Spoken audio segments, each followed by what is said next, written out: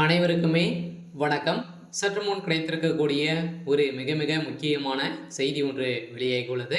சற்று முன் திமுகவின் அமைச்சர்கள் சிறையில் அடைப்பு, இது மாதிரி பார்த்தீங்கன்னா செய்திகள் வெளியாயிருக்கு.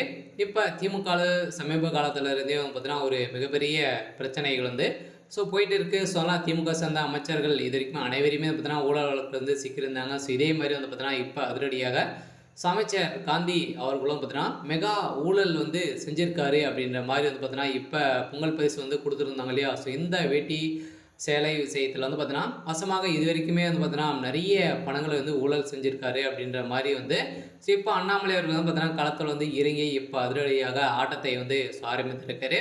ஆனால் திமுக சேர்ந்த அமைச்சர்கள் 2020 பின்னர் பார்த்தீங்கன்னா சிறைக்கு சொல்லும் அமைச்சர்கள் முதல் பார்த்தீங்கன்னா அமைச்சர்கள் அனைவரையுமே ட்விஸ்டாக பார்த்தீங்கன்னா இப்போ போட்டு சாரமத்தை ஆட்டி படைத்திருக்காரு.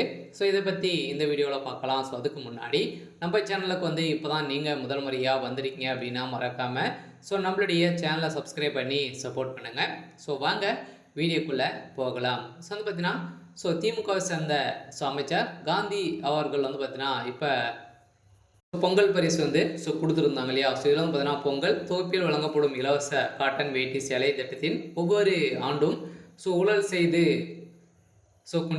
கொண்டிருக்கிறார் என அமைச்சர் கமிஷன் காந்தி என தொடரப்பட்ட வழக்கில் கடந்த ஆண்டு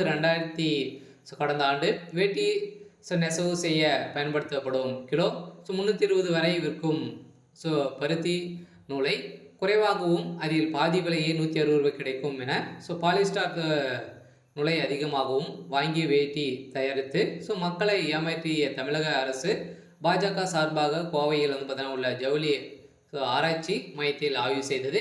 மக்களுக்கு கொடுத்த வேட்டியில் 78% பார்த்தீங்கன்னா பாலியல் மூலமாக தான் இதில் கலந்து தயாரித்து உற்பத்தி செய்திருக்காங்க அப்படின்ற மாதிரி இப்போ வெளியிட்டிருக்க செய்தியில் இருப்பதனால் உற்பத்தி செய்யும் மிக பெரிய அளவில் ஊழல் செய்திருக்கிறதாக தொடரப்பட்ட வழக்கில் தான் இப்போ 2024 ஆண்டு ஜூலை மாதம் 11ஆம் தேதி தமிழ்நாடு ஊழல் தடுப்பு மற்றும் கண்காணிப்புத்துறை அதிகாரி தமிழக பாஜக தலைமை அலுவலகத்தில் என்னை சந்தித்து இந்த ஊழல் குற்றச்சாட்டு தொடர்பாக விளக்கங்களை கேட்டறிந்த நிலையில் தான் இப்போ அதற்கு ஆய்வுக்கு உட்படுத்தப்பட்ட வேட்டி சேலைகள் பார்த்தீங்கன்னா ஊழல் தடுப்பு மற்றும் கண்காணிப்புத்துறை இயக்குனருக்கு ஜூலை 13ஆம் தேதி பார்த்தீங்கன்னா ஒப்படைக்கப்பட்டது.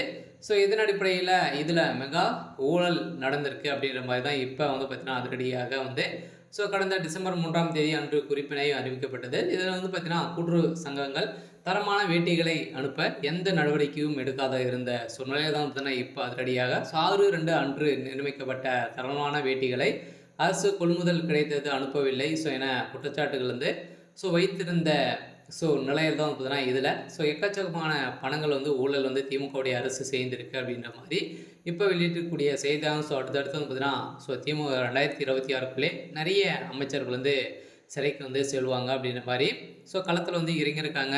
அதனால் பார்த்தீங்கன்னா திமுக ஒரு பெரும் அதிர்ச்சியில் தான் இருக்காங்க.